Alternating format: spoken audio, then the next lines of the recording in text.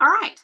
I wanted to make a quick video that just goes over kind of what we're getting into with the advertisement argument essay. And so I'm going to watch hopefully I can upload this to YouTube, but hopefully we can watch a cartoon, not a cartoon, what did I say cartoon? Hopefully we can watch a commercial and a music video, but if not, then I'll just have you watch it and you can kind of pause the video and come back to it, whatever we need to do to get through this tutorial. I might just have you just watch it and then come back to it, or show some little pictures or something like that from it. But we're getting into the advertisement argument essay. And I don't want to open the prompt just yet. I just really just want to talk about it at first, because what the advertisement argument essay does, it asks the question, how does a commercial use my identity to establish their credibility and sell their product, right? So how does a commercial use my emotions, use me, my stories, where I came from, to establish their credibility and sell their product? All right. And if you're like, I have no idea, that's okay. This is a part of growth. This is a part of critical thinking and growing in that critical thinking ability. And it's also something that we're going to tackle for quite some time. So the first thing I want to talk about is ethos, pathos, and logos. So let me open up a rhetorical triangle and we can look at, well, what is ethos? Like, what is ethos? What does it have to do with pathos and logos? And some of you may have heard the rhetorical triangle and heard of rhetoric, but that's what we're going to begin with. That's where we will begin, is with rhetoric. So let me pause this video and open that. All right, I'll share my screen here. So here we have just an image of the, sorry, logos is at the top. Why did they do that? Anyway, give me a moment. All right, now here's a better rhetorical triangle. They had logos at the top, and that is not how I teach ethos, pathos, and logos. So here we have what is called the rhetorical triangle. And rhetoric is as, insert text box. There we go. So rhetoric is any means of persuasion. That's what we're going to talk about. We're going to talk about the word rhetoric, which is any means of persuasion. Right. So rhetoric is any means of persuasion. And the rhetorical triangle is where we balance logic and emotion to establish credibility, right? So we're going to balance logic and emotion to establish our credibility. So ethos means writer's credibility. Right, so here we have ethos. What are you doing? So here we have ethos, and what it means is, let me put this in the back, move, picture format, text wrap, behind text. Now move back up where I want you. Okay, so ethos means that is our writer's credibility. When it comes to you and me, can't talk and spell at the same time. C-D-I-B-I-L-I-T-Y. Right, so that is our writer's credibility, is our ethos. So when you and I are writing an essay, when we are, or we're writing an essay, or even when we're speaking, to tell you the truth, rhetoric first came out in ancient Greece for speakers, for people who would talk and be part of their community. It's not so much about writing an essay for them, for ancient Greek, as it was for just being a part of their community and being well established as a Greek citizen, right? They wanted their Greek citizens to be credible citizens, but we're not going to get into all that. All right, so this is logic and this is emotion. So we're not getting into all that, but for us, ethos, pathos, and logos means we need to establish our credibility by balancing logic and emotion, right? By balancing logic and emotion. Now, I use what's called Bloom's taxonomy to bring in, well, where do we begin? Where do we begin with our essay? And I'm not going to get into Bloom's taxonomy with this because that's a lot. We did it in my face-to-face, but just know we begin with the stories that formed our identity. That's going to spill over into music, right? We're going to begin with where we see ourselves, what is our emotions as, again, the those stories that formed who we are. We'll get into an example here in just a moment. So we're going to bring in pathos, as in, am I bringing my reader into my essay? Is my reader feeling my essay? Is my reader understanding and grasping and fully enveloping themselves into my essay? And am I balancing that with some logic? And logic are words are outside sources, those credible sources, those statistics and numbers and whatnot, right? So we're establishing our ethos, our writer's credibility, our ethics, right? Ethical person ethos. We're establishing our credibility by balancing our emotion with our logic in our essay. That's where we are going to start. Now we're going to look at the rhetorical triangle in a different way when it comes to commercials. And that's really what I want to talk about. So as long as you just grasp this a little bit when it comes to the rhetorical triangle, when it comes to you as a writer, I want to erase this and look at it differently from a commercial point of view. So a commercial's point of view is the commercial's credibility. Now we can say is the company's credibility, right? But I really just want to stay with the commercial and not the company as a whole. And they still want to balance logos and pathos. So we have a commercial's credibility. Like, are they a trustworthy commercial, right? Why are we going to buy their product? When we see a commercial on television, what are they using to convince us to buy a product? What they're using most of the time is pure emotion. They're using our emotion to sell their product, right? They're using our emotion to sell their product. Now, we can just go straight into a commercial, right? We can just watch a commercial and see the emotion and how they're using emotion to sell their product, right? I can watch the Dove commercial. That's on our discussion board. We'll go there. Let's stop share here. I can go to the Dove commercial. Where are we? Make sure I get on the internet here. We do our essay. There we go. We go to discussions. Advertisement argument discussion. All right. So I have all these discussions open. Let me share this screen. No, that's not it. Share screen. Here we go. Discussion list. So we have all these discussions, all these topics. There's Relate and Google, Zach Bryan and Bass Pro Shop, Swift and Dove, Lumineers and Extra Gum. So I have all these different things to choose from. And we can open up any of these commercials, right? I can open up this Bass Pro Shop commercial right here and understand the emotion that they're using to sell their product. They're trying to be inspiring. They're trying to be loving. They're trying to show that they care about families. They're trying to show, like, they're using all these different emotions to get me to shop at Bass Pro Shop. Right? And I like Bass Pro Shop. I'm not attacking them whatsoever. But they're using all these emotions to get me to shop at Bass Pro Shop. I am not the target audience of Bass Pro Shop. So I don't want to write about that. And if you're not the target audience of Bass Pro Shop, I would rather you find a commercial that uses you specifically, not just as overall ideas us, but I want you to hunt down a commercial where you ask yourself, how do I know that I am the target audience of this commercial?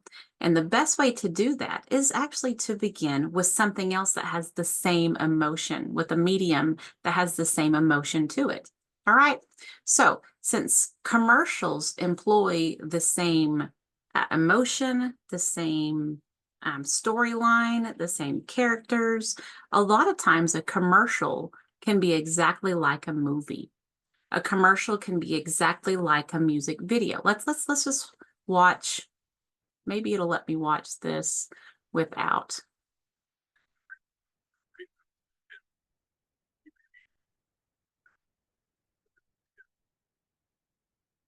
This is this little boy here is who you would think of as an actor in a movie, right? We're seeing a story play out. The story that's playing out is he's going to go fishing. That's just the story, right? Here's another. They're actors. The story that's playing out, they're going to go hiking. These are just like movies. Another story with an actor. A man who hasn't gone fishing in a while, he's going to go fishing. So these are stories and actors. These are the rhetorical appeals that are bringing us in to this commercial, right? They are employing stories and actors to pull us into a commercial, to get us to feel a certain way about a commercial, right? So it's our job to say, is this manipulative, or is it building up my identity, or is it manipulating my identity, right? That's completely up to you. Again, I'm not going to attack all these. So we have all these commercials. If I was to say, hop on YouTube and find a commercial that relates to you, that's incredibly difficult. I wouldn't want to do that, right? I wouldn't want to just say, okay, just go away. I wouldn't want to hop on YouTube and find a commercial that relates to me. That's almost impossible. However, I can say, hey, what music do you like to listen to? Right? What kind of emotion does that music encapsulate? How does that music make you feel? Like, what do you already do? Because that's the bottom of Bloom's taxonomy. The bottom of Bloom's taxonomy is know and understand. So I'm simply asking you, as the student, what music do you like to listen to? Because that music that you like to listen to is going to have the same shared emotion as a commercial. It's going to have the same shared storyline as a lot of commercials. It's going to have the same target audience as a lot of commercials, right? So let's begin with what we know and understand. That's the music that we listen to. So if you're finding a commercial, I really want you to start a little bit further, a little bit closer to you, and that's what the music. And that's why we have these, that's why we have these music videos that go along with the commercial. So let's be a little bit more specific. With the Bass Pro Shop commercial, we have this music video. And again, I hope that it allows me to do it. Come on.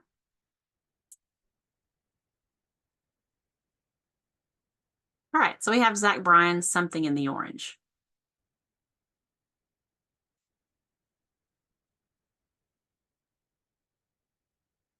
Hopefully you see some similarities between Zach Bryan's Something in the Orange and the Bass Pro Shop commercial. Those similarities are target audience, as in who's going to watch the Bass Pro Shop commercial, who's going to shop at Bass Pro Shop is probably going to be the same person who's listening to Something in the Orange by Zach Bryan. They have the same target audience. So all this, here we have, there's that water, I'm fishing in the water there.